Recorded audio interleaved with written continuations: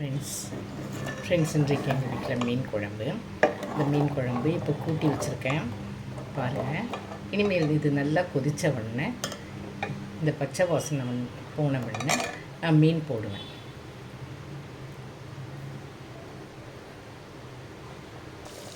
இப்போ பாருங்கள் ஃப்ரெண்ட்ஸ், நல்லா கொதிச்சிட்ருக்குது. இந்த பச்சை வாசனைலாம் போன உடனே நம்ம மீனை போடணும். ஃப்ரெண்ட்ஸ் இங்கே பாருங்கள், நல்லா கொதிச்சிட்ருக்குது. இது மாதிரி இந்த பச்சை வாசனைலாம் போன உடனே நம்ம மீனை போடலாம். அதுக்கு பிறகு பாருங்கள், இது பக்கத்துலேயே இந்த ஃபிஷ்ஷு ஃப்ரை ஆகுது. ஃப்ரை பண்ண போகிறோம். இப்போ ஃபிஷ்ஷு போட போகிறோம்.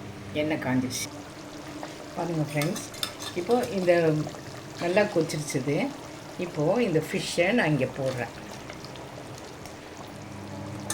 இது நெத்திலி மீன் தான் பாருங்கள்.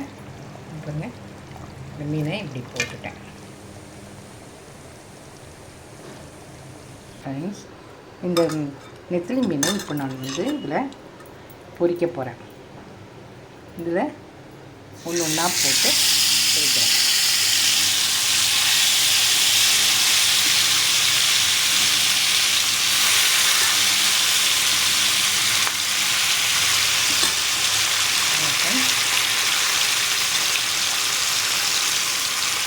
பொரிக்கிறேன்.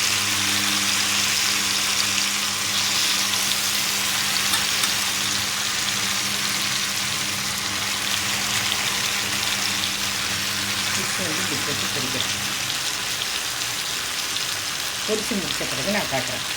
பாருங்கள் ஃப்ரெண்ட்ஸ், நல்லா மீன் நல்லா கொதிக்குது. மீன் போட்டாச்சு. இதில் பாருங்கள், நல்லா மீன் நெத்திலி மீன் தான் நல்லா வெந்துருச்சு. இப்போ நம்ம ஆஃப் பண்ணிடலாம். அதுக்கப்புறமா இங்கே பொரிக்கிறத பாருங்க, இது பொரிச்சிட்ருக்கோம். இதுதான் எங்கள் வீட்டு சமையல் ஃப்ரெண்ட்ஸ். இந்த மாதிரி பொரிக்கும்போது நல்லா ப்ரௌன் கலராக வரணும். ஒரு சிலர் போட்ட உடனே சிலர் சாஃப்டாக எடுத்துருவாங்க. ஒரு சிலருக்கு முருகலாக பிடிக்கணும்னா நல்லா கொஞ்சம் டார்க் ப்ரௌனாக எடுக்கணும். பாருங்கள், இது லைட்டு ப்ரௌனாக தான் இருக்குது.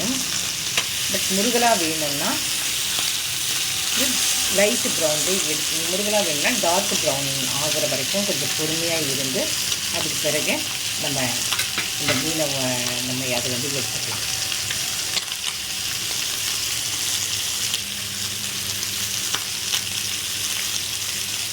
Thank you friends.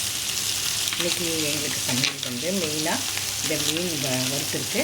அடுத்தது மீன் குழம்பு. இதுதான்.